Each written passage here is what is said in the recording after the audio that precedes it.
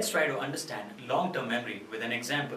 Now imagine sometime back you'd gone on a 3-day trip, and 6 months down the line you were asked to recall what happened on each day of the trip. Now for most of us, probably we would come up with a kind of hazy image of what happened on each day of that trip. Now on the other hand, imagine that every week after the trip you just spent 5 minutes trying to recollect what happened on each of the days, and you did that for the first 3 months after the trip, and 6 months down the line when you were asked to recollect it, you probably now this time came up with a more clearer, a more vivid image of what happened in that trip.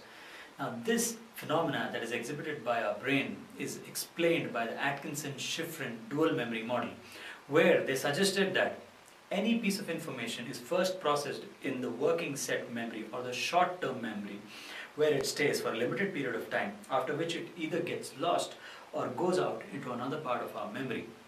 Now when this piece of information is rehearsed again and again or brought in again and again, what happens is it tends to reinforce that initial small impression, and that impression after getting reinforced becomes bigger and stronger, bigger and stronger. And the more stronger and bigger an impression gets, the greater the chance that the information stored inside that gets retained rather in the memory for a longer period of time, or possibly even indefinitely. Hence, that part of the brain is called the long-term memory. So there's a short-term memory and then there's a long-term memory. Now there's another interesting aspect of our brain which is called associations. Now going back to the previous example, imagine you're the kind of person who likes to recollect events, and let's say that on each day of the trip there was an event that transpired and you took notice of, and now you talked about these events to your friends, relatives, colleagues down the line, and let's say 6 months after the trip,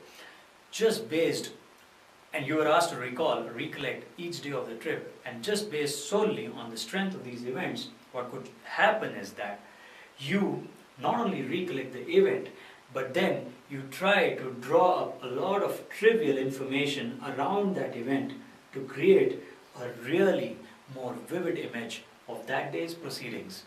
Now these linkages that you have created to the central piece of information that you remember is what is called as associations.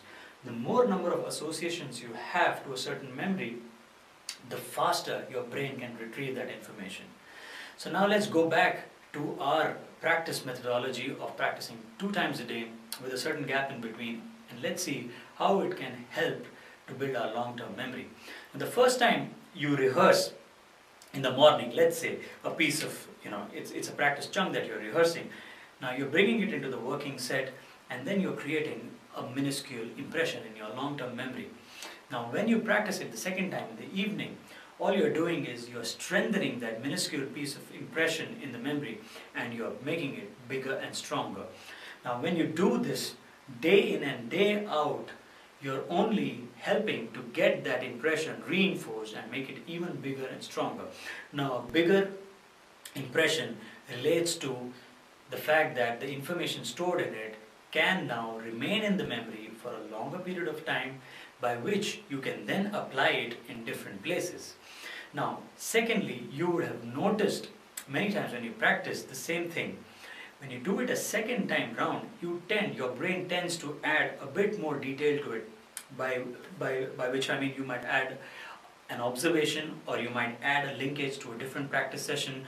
You might link it up to some song that you were rehearsing before, some piece of detail that you've added now the second time round.